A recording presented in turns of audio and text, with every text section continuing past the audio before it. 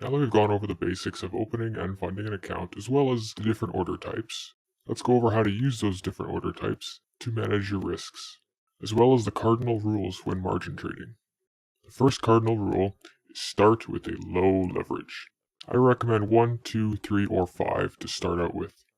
Another strong rule is to only fund your account with a small percentage of your portfolio and an amount that you are willing to risk, because chances are high that you will end up losing it as you become more acquainted.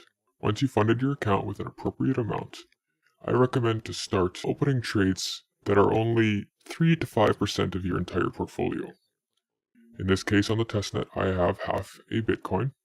If we were to start at 5x, about 5% would be $1,000. So that would be an acceptable order size to trade with. And as much as you want to, make sure you're not trading with more than this. Because if the trade goes bad on you and you end up getting liquidated, it is only a 5% loss from your account. Most good traders are only right about 20% of the time.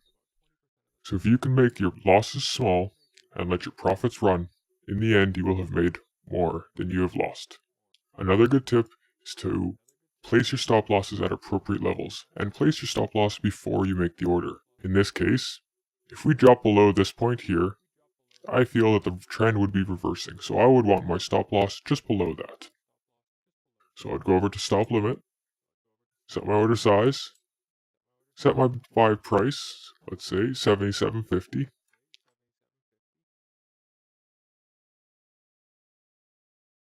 Set a sell, and now I would buy. Now normally, you would want to find the best price possible by watching the market on a smaller time frame, but for the sake of demonstration purposes, I will just make a market order. Once you've made an order, you can see your entry price as this green line, as well as how much you have in your order, and any profits and losses based off of the mark price. Now, if I needed to leave or not be able to watch the trade, I would feel comfortable with this stop loss here. Secondary option for your stop is to place a trailing stop with the gap at that point. You can hold down Shift, drag from your buy entry, and down to where you want it. In this case, it's a $150 gap. So I would set a trailing stop to sell my 1,000 contracts at a $150 below the current price.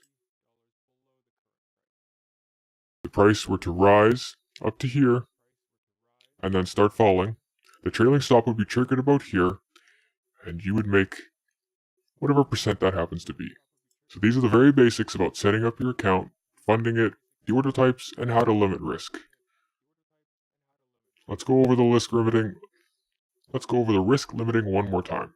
Start with a low leverage, use only a small percent of your account for every trade, and place appropriate stop losses before you enter the trade. Another good tactic too is to have profit targets set. So maybe you wanted to sell a little bit here, and here, and here, and here. So you would set your sells at the same time you set your stop before entering the trade.